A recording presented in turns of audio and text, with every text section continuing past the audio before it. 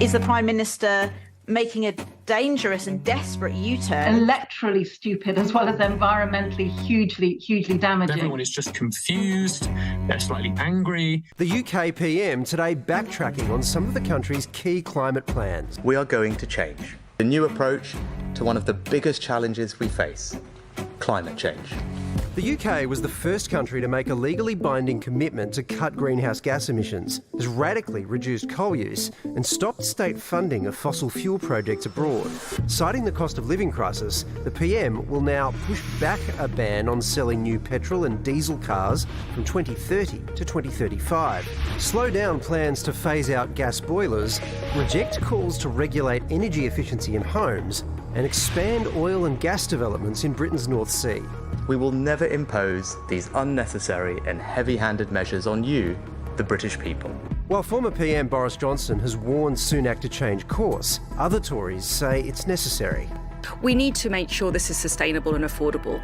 We can't, as I say, achieve an arbitrary target and in the process bankrupt everybody. But the opposition, climate experts and business leaders are outraged. They will say, I've got this 2030 target, I know I need to do something by 2030, which means they're building out their plans now. Now they've got more time, so everything just gets stretched. This is obviously disappointing, but the world stands at the edge of a climate abyss, and we cannot afford to have any countries backsliding. It's the wrong direction, and it sends the wrong signal to the rest of the world. This as the UN issues another stark warning.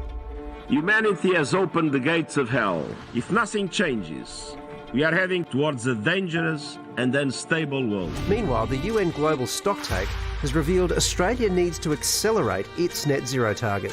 Experts say we should bring it forward 15 years to 2035. We've got enormous opportunities to be driving down our emissions. That's what's going to secure our economic future. But of course, getting out of fossil fuels is so fundamental to protecting communities here in Australia and around the world from the ravages of climate change and extreme weather. So with trailblazers stepping back and climate change ramping up, where does that leave the battle to stop the climate crisis? Latika Burke's been watching this closely. Latika, Rishi Sunak's managed to achieve something that no one really has ever done before: unite climate activists, opposition, car companies and even some of his own party against him. Why has he done it?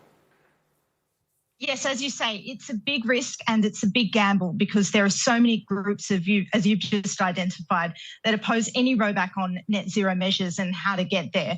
But having said that, we just had a big by-election in the UK in Boris Johnson's old seat in Outer London. And that was won by the Conservatives, and it was widely seen as a retaliation against the Labor Mayor of London's decision to extend a congestion charge tax that exists in central London to Outer London. So you have the Conservative Party looking at that result, looking at an increasing scepticism of the cost of net zero measures and how they affect ordinary voters, and thinking ahead of its own federal election next year, hang on, maybe there's some political mileage here after all. And Latika, how are the taxpayers responding to this?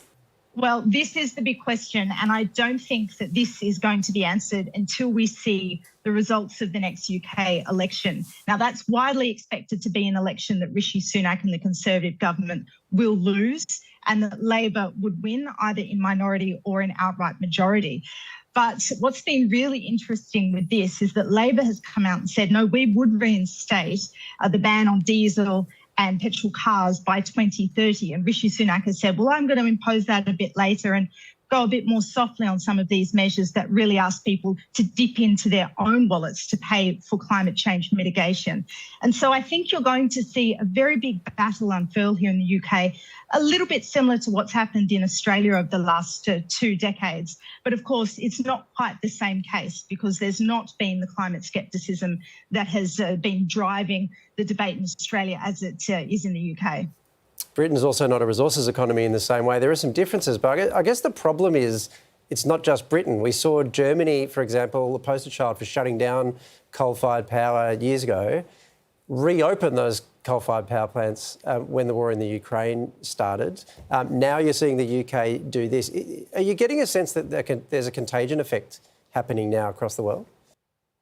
Yes, Walid, this is absolutely the fear, because just a couple of years ago, the UK was proudly hosting the COP summit, badgering countries like Australia into signing up to net zero pledges.